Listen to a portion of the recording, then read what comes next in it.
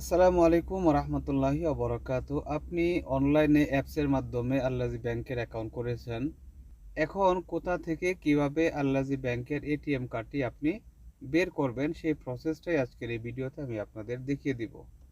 আপনার নিকটবর্তী আল্লাজি ব্যাংকের যে কোনো ব্রাঞ্চে চলে যাবেন।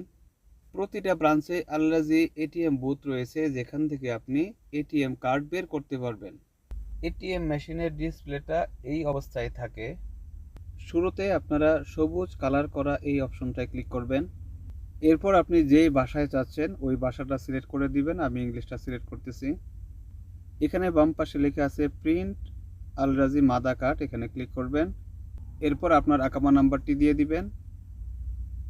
আকামা নাম্বারটি দেওয়া হয়ে গেলে পাশে লেখা আছে কন্টিনিউ, এখানে ক্লিক করে দিবেন।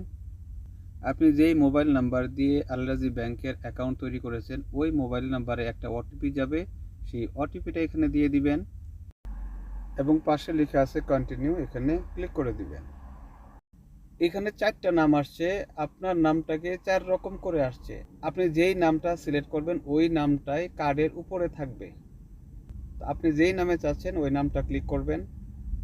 এখন আপনাকে ফিঙ্গারপ্রিন্ট দিতে হবে। উপরে লেখাই আছে ডান হাতের শাহাদাত আঙ্গুল, যেটা আমরা চিনি, ওই আঙ্গুলের ফিঙ্গারটা এখানে দিয়ে দিবেন।